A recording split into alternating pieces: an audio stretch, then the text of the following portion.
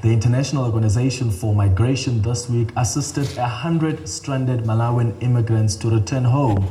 Zimbabwe is a transit country for immigrants from countries such as the Democratic Republic of Congo, Uganda, Malawi, and the Horn of Africa region. IOM Regional Director for Southern Africa, Charles Kwenin, speaks to us now. Charles, good morning to you. Thank you so much for your time. How many illegal migrants have you rescued so far since the pandemic hit our continent? Good morning, Clement.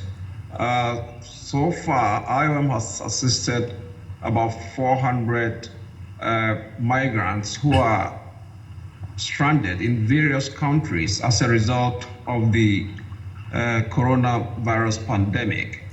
I wouldn't really refer to them as illegal.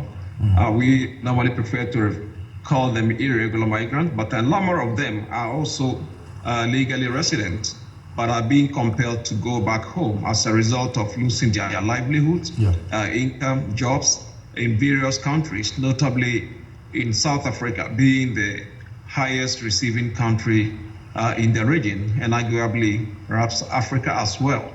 So a number of these people, there are a huge caseload in the pipeline, but we have had to also conform and comply with the safety measures and guidance, the public health guidelines. So it's slowing down the process, unlike the normal assistance we provide to migrants.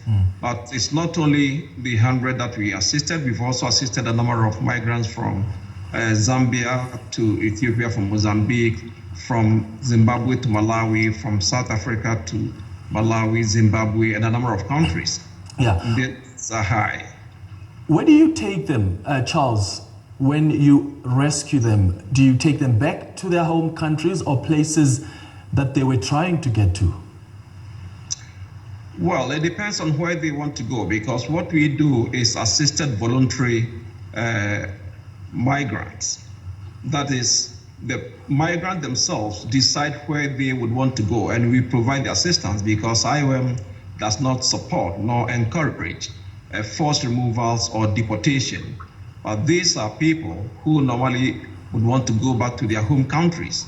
So we assist them from pre-departure information, briefing about the coronavirus, how to get infected, and how to protect themselves, the protection measures, and also provide them with all the safety guidance and measures, both in the country of origin, where they are moving from the host country, to transit, and to the final destination, complying with all the quarantine measures put in place by government.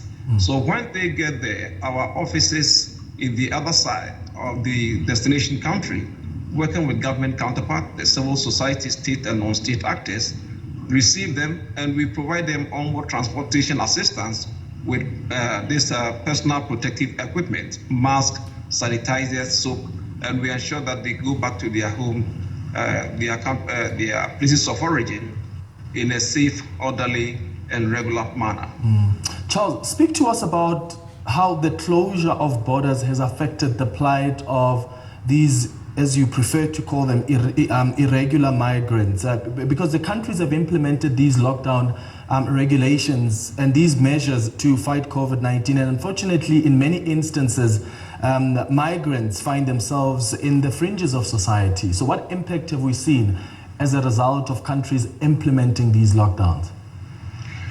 Well, the impact is really enormous, because as you may know, the Southern Africa region last year, for instance, 2019, we recorded about 7.9 million migrant stock within the SADC region, of which about 4.2 million were recorded in South Africa alone, which is about 7.3% of the total population of South Africa, or about almost 3% of the total population of the SADC region.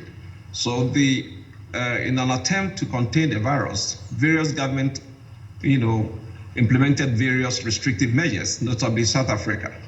So the closure including closure of borders, the airports, lockdowns, which made many migrants who normally work in the informal sectors lose their jobs because they couldn't go out there to work. They couldn't, really, a lot of them are traders. They opened their own private small-scale enterprises. So it made them lose their source of livelihood, income, and opportunities for which they came here And besides that, it's not only the migrants, but also the families and relatives that they left back home, because it has also impacted on remittances that they would normally otherwise take back home. And it has also made them extremely vulnerable in the sense that a number of them have been excluded from the social stimulus packages, the safety nets, and the social protection measures that are being provided by government.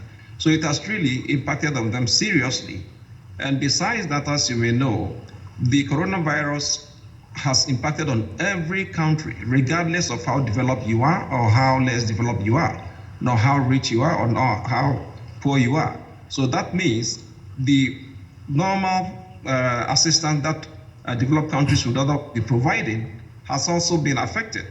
Thank you so much for your time this morning. Charles Kwenin is with the International Organization for Migration.